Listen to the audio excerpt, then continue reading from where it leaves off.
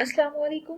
I hope you all are fine and doing good. Welcome to the topic that is basically sides and angles of a triangle. देखिए, जब भी हमने कोई topic start लेना होता है ना, टाइटल को एक्सप्लेन करना बहुत जरूरी होता है। तो यहाँ पे आप देखिए, जो हमने टाइटल यहाँ सिलेक्ट किया है उसमें गिवन है कि sides and angles of a triangle से रिलेटेड हमने थ्योरम करने हैं। ठीक है, बेसिकली इससे पहले हम जितने भी थ्योरम्स डिस्कस कर चुके हैं उसमें हमने दो दो ट्रायंगल्स को कोरेस्पॉन्ड किया है, मेजॉरिटी दो दो ट्रायंगल्स में कोरेस्पॉन्डेंस रखती है। ठीक है, लेकिन आज के लेक्चर में जस्ट हमने जो थ्योरम प्रूव करना है वो एक ही ट्रायंगल के साइड्स या एंगल्स के बारे में है। ठीक है, तो सबसे पहले हम यहाँ स्टेटमेंट लिख लेते हैं, जो स्टेटमेंट हमने प्रूव करनी है। ठीक है, the statement is prove that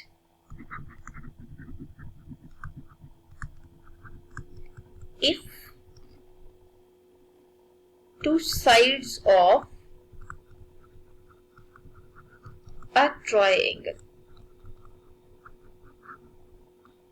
are unequal in length,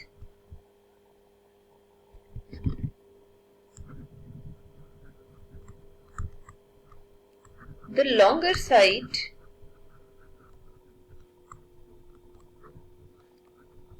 has an angle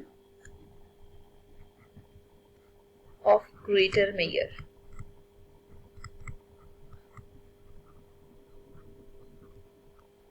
Opposite to it.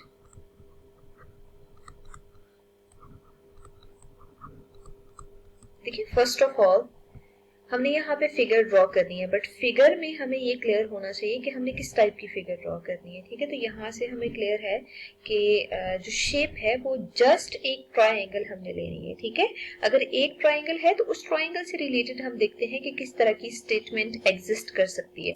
Ji, now you can see here that if that triangle is single then the theorem which basically holds here is that the greater side has greater opposite angle. तो first of all हम एक scalene triangle consider कर लेते हैं। It's up to you, आप जो मर्जी triangle consider करें। ठीक है, तो स्केलीन ट्राइंगल एक ऐसी ट्राइंगल होती है in which all three sides are unequal. ठीक है, तो यहाँ पे हम ले लेते हैं एक स्केलीन ट्राइंगल और उसमें हम नेमिंग ऐड कर देते हैं ए, बी एंड सी। ठीक है, इट्स अप टू यू, आप यहाँ पे अल्फाबेट जो मर्जी यूज करें। अब देखिए, आपको क्वेश्चन की स्टेटमेंट में गिवन है कि अगर आपने जो ट्रायंगल कंसीडर की है वो इस टाइप की है कि उसकी दो साइड्स अनइक्वल हैं। ठीक है, तो अनइक्वल का मतलब ये है कि वो इक्वल नहीं है, मतलब उनके मेजरमेंट इक्वल नहीं है। तो जो उनके ऑपोजिट एंगल्स है ना, उनमें भी ये रिलेशन होना चाहिए, जो एंगल बड़ा होगा उसकी ऑपोजिट साइड बड़ी होगी और जो एंगल छोटा होगा उसकी ऑपोजिट साइड भी छोटी होगी। ठीक है, तो यहाँ पे हम ऐसा करते हैं, सबसे पहले कंसीडर कर लेते हैं इन ट्रायंगल ए बी सी, जो मेजरमेंट साइड ए सी है हम यहाँ कंसीडर कर लेते हैं वो बड़ी है मेजरमेंट साइड ए बी से। ठीक है, और आप वैसे भी देख सकते हैं ये ए सी साइड है, तो ए सी साइड हमें यहाँ पे ग्रेटर दिख रही है और ए बी साइड छोटी दिख रही है। ठीक है, तो मतलब जैसे आप फिगर बनाएंगे उसके अकॉर्डिंग ही आपने कैलकुलेशंस करनी है। जो साइड आपको छोटी दिख रही है आप उसको बेशक यहाँ गिवन में शो करवा दें, दैट इज बेसिकली लेस। ठीक है, तो A C is greater than A B, ये अकॉर्डिंग टू फिगर हमें ये रिजल्ट मिल रहा है। ठीक है, तो बेसिकली हमने प्रूफ ये करना है, स्टेटमेंट में गिवन है the longer side has an measure greater than smaller side। ठीक है, तो मतलब जो साइड आपको ग्रेटर नजर आ रही है ना उसकी जो ऑपोजिट एंगल है वो भी ग्रेटर होगा। इट मींस आपने प्रूव ये करना है measurement angle B is greater than measurement angle C and you can say here if you want to mention location, आप इस रिजल्ट को यूं भी लिख सकते हैं मेजरमेंट एंगल ABC। ठीक है, बी पॉइंट पे एंगल बन रहा है ना, तो यहाँ पे आप लोकेशन मेंशन करके बता सकते हैं measurement angle A B C is greater than measurement angle A C B. तो मतलब आपकी अपनी चॉइस है, आप उन दोनों में से जो मर्जी स्टेटमेंट यूज करें। ठीक है, तो मतलब इन दोनों में से कोई एक रिजल्ट भी आप जस्ट लिख सकते हैं। बस आपकी आसानी के लिए मैंने यहाँ पे पहले जस्ट एंगल बी और सी को मार्क कर दिया और उसके बाद फिर मैंने यहाँ पे लोकेशन मेंशन किया। तो इट्स अप टू यू, आप जैसे मर्जी करें।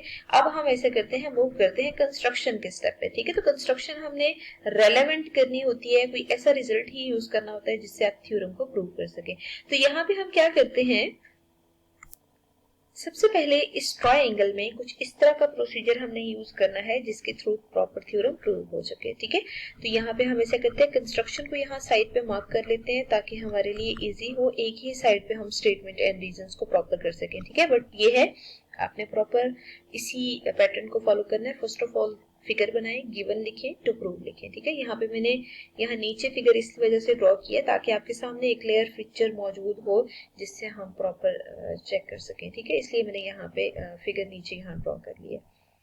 अब देखिए कंस्ट्रक्शन में ना आप ए सी साइड पे एक पॉइंट डी कंसिडर करें।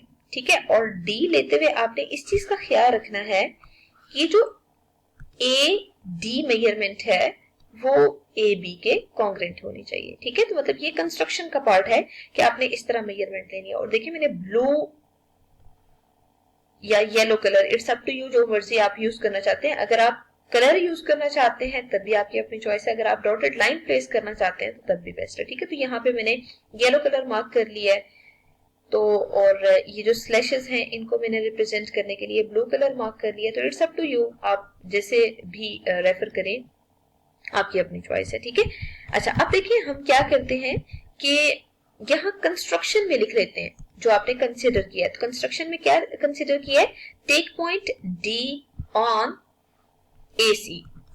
ठीक है, take D on A C और condition is such that A D is congruent to A B. ठीक है, अच्छा इसके साथ ही आपने क्या करना है, join D to B and mark या लेबल एंगल 1 एंड एंगल 2। ठीक है, तो यहाँ पे हमें दो एंगल्स बेसिकली चाहिए, उन एंगल्स को भी मार्क कर ले तो हमारे लिए ज्यादा बेस्ट होगा। और उनको मैं ब्लू कलर से मार्क कर रही हूँ। इस एंगल को आप एंगल 1 मार्क कर दें और इस एंगल को आप एंगल 2 मार्क कर दें। ठीक है, डोंट फॉरगेट एक एंगल आपको ये टोटल भी गिवन है, that is basically angle B, और यहाँ पे आप देख सकते हैं angle B is basically greater than angle 1। ठीक है, अच्छा अब हम मूव करते हैं थ्योरम को प्रूव करने के लिए। थ्योरम को प्रूव करने के लिए आप एक साइड पे रीजंस ले लें और एक साइड पे स्टेटमेंट्स कंसिडर कर लें। ठीक है, देखिए प्रूफ में बेसिकली हमने स्टेटमेंट और रीजंस में वो रिजल्ट लिखने होते हैं जिनके थ्रू हम थ्योरम को प्रूव कर सकें। ठीक है,